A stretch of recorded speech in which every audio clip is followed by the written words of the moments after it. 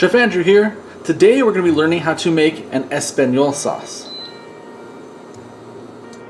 Now, an Espagnole sauce has three major components to it: butter, flour, and a dark stock or a brown stock.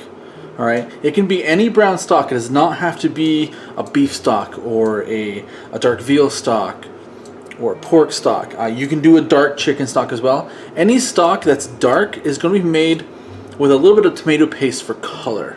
All right, because we're looking for that darkness within the sauce. All right, so first things first, melting our butter. 4 tablespoons of butter for 4 cups of stock. As it's melting, we're going to add in our flour, 5 tablespoons, give or take. It depends on how dry your flour is. We want to make sure that it absorbs all the butter.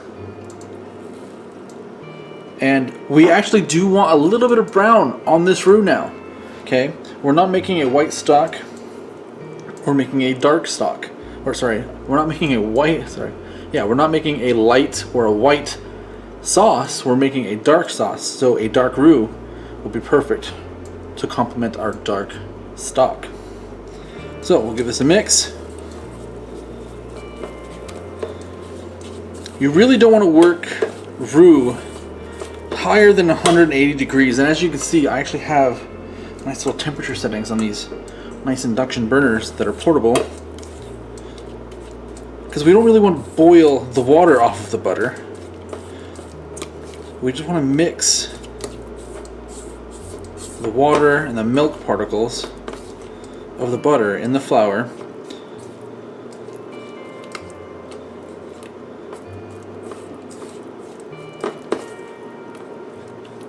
Now, you don't have to use butter if you're more worried about your health. You can also use an oil to make a roux. Just French cooking is all about the butter. And all these techniques that we show you in culinary school or culinary classes, most of them are French. They were the first ones to begin writing all this information down, so they became the masters. Alright, I've got my roux here. I'm going to let it cook for roughly about 2 to 4 minutes to let it darken a bit, and I'm going to continually stir it so I don't burn it. Alright, when it's come out a little darker, I'll come back right to it and we'll make our Espagnole sauce. Alright, it's been about 4 minutes.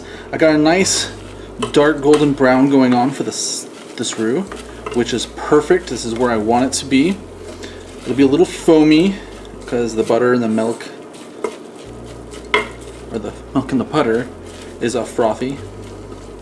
So I'm going to start on low. First off, I want to make sure all the roux is in the bottom of the pan.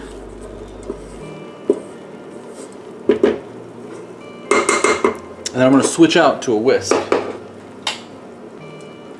Whiskey whisk. Okay. And I'm going to slowly drizzle in our stock, our dark stock. Ooh, nice and steamy.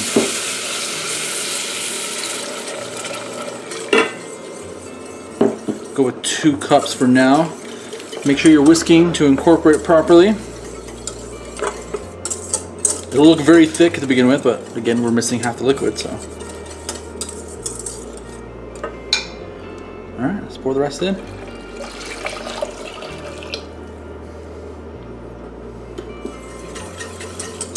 And whisk to combine.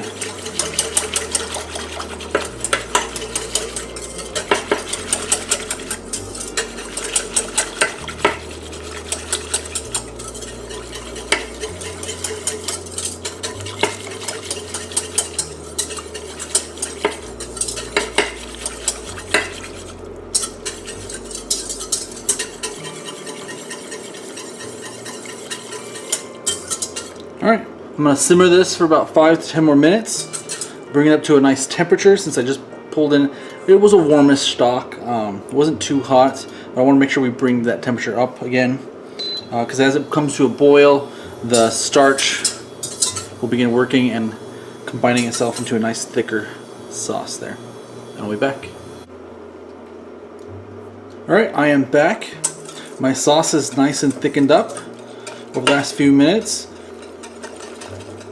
And you know you're done when you can take a spoon and dip it in, and on the back side of the spoon, run your finger through it. If it leaves a trail, we're good. That nappe means that a sauce will cling to its food, and that's what we want. So, there we have it. A very simple Espagnole sauce, ready to make into any other sauce you could wish.